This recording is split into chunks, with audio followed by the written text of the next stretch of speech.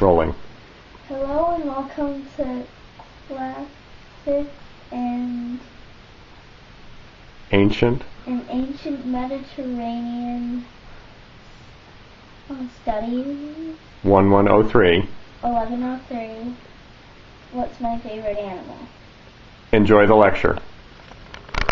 Now we get to talk about what's definitely the most famous part of the Odyssey, the part that stretches from Book 9 through Book 12, and which is sometimes called the Adventures of Odysseus and sometimes called the Apologue. In this sense, apologue just means an account or a story away from the main part of the story.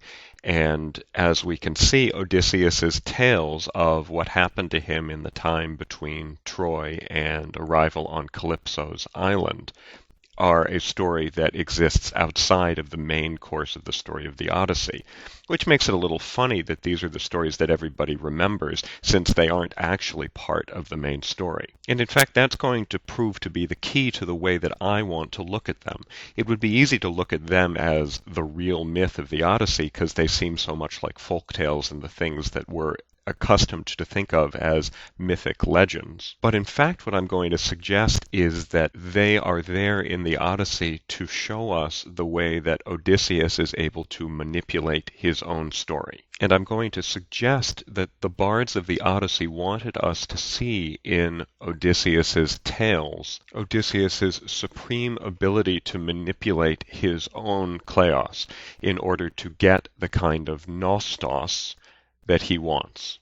The concept of nostos is one that you've actually already become familiar with without realizing it, because nostos means homecoming. It's one of the Greek roots of the word nostalgia that we know pretty well. Nostalgia is literally, in terms of its Greek etymology, a pain for a homecoming. And as you've seen over and over and again, it's the homecoming that Odysseus is most interested in. He is struggling to get his homecoming to Ithaca. What I'm going to begin to suggest now is that there is a kind of tension that the bards of the Odyssey exploit time and time again to make their story exciting and interesting, a tension between nostos, homecoming on the one hand, and kleos, glory, fame, that we've seen already, that I talk about in the relationship of Demodocus and Odysseus, because it's very difficult to have nostos and kleos both at the same time. The easiest way to express that difficulty is just to say that in order to be a traditional kleos hero, and here Achilles is the best possible example, in order to be a traditional kleos hero, you have to die. And if you die, obviously, you can't have your homecoming. That's the reason Odysseus runs into Achilles in the underworld. And when he meets Achilles in the underworld, he says, "Oh, Achilles, it's so good to see you. We thought you were the greatest hero in the whole world, and now you've got lots and lots of honor. Aren't you happy?" And Achilles says to him, "Odysseus, never try to console me for dying."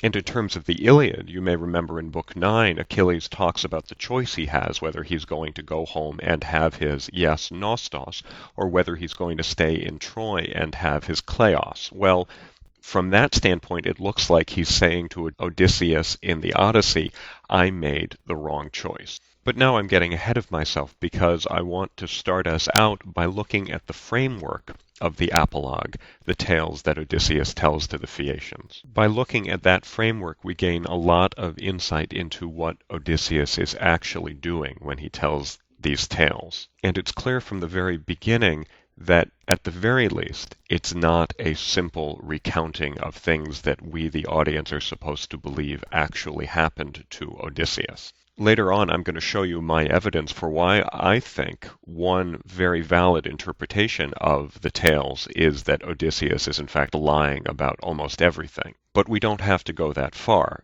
The farthest I think we absolutely need to go, though, is to see Odysseus as a storyteller. This is how Odysseus answers Alcinous's request for information at the very beginning of Book 9, starting with line 2. O great Alcinous, preeminent among all people, surely indeed it is a good thing to listen to a singer such as this one before us, who is like the gods in his singing, For I think there is no occasion accomplished that is more pleasant than when festivity holds sway among all the populace, and the feasters up and down the houses are sitting in order and listening to the singer, and beside them the tables are loaded with bread and meats, and from the mixing bowl the wine steward draws the wine and carries it about and fills the cups. This seems to my own mind to be the best of occasions. So what's he doing here? He is fulfilling his end of the kleos bargain with Demodocus. He's already started saying, this is a great singer, this is a great occasion. The neat thing, though, is that he then moves on from there in an unexpected direction.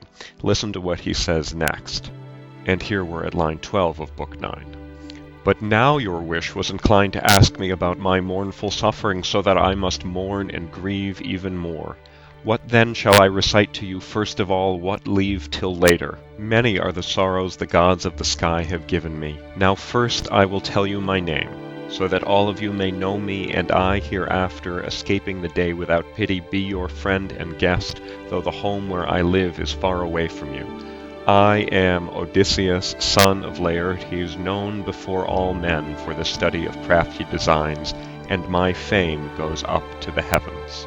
Do I even need to tell you that the word that Odysseus uses here in Greek, the word that's translated fame, is kleos? Two things to point out here. The first one is that even though Odysseus fulfills his end of the bargain and gives Demodocus some kleos by saying that Demodocus is a wonderful singer and the singing occasion is a wonderful occasion, nevertheless he then says, you were having so much fun, but now this is what you really want. Meaning, I, Odysseus, am the main event. Demodocus may be a good singer, but I'm what really is important here, and when I go on to tell you my story, it's going to be the story you really want, and not just the story that Demodocus was saying before. There's an element here of, well, I'm Odysseus, I was there. I have real adventures to tell, whereas this guy is a bard. But there's another element, and this is the second thing I want to bring out. There's another element that has to do with what shall I recite first of all, what leave till later? Well, if he were just going to tell the true story, he would start at the beginning and go to the end. But the fact that he is shaping the narrative and thinking about how he's going to order things indicates, I think, that the bard's audiences would have realized that Odysseus was behaving like a bard, like a storyteller who is able to manipulate time in the course of the story. It's very much worth noting that the Odyssey was renowned from ancient times for what's sometimes called its complex flashback technique. Remember that this epic does not, like the Iliad, start at the beginning and go to the end. Instead, the Odyssey starts at one place, it proceeds, it shifts over to Odysseus, it brings Odysseus to Phaeacia, it has Odysseus tell the story of his wanderings, and only then does it go forward with its narrative. Like the bard of the Odyssey, Odysseus is shaping the chronology of his story, and so we are supposed to realize as he begins these tales that he is going to be doing it the way he does it for a reason. He has themes, he has narrative techniques, and he's going to use all of that to get out of the telling of this story exactly what he needs, both from a kleos perspective and, I'm going to show as we proceed, from a nostos perspective as well. The tales of Odysseus, the apologue, the adventures of books 9 through 12, are about balancing kleos and nostos, and the way he does it brings us into mythological territory that's even more interesting.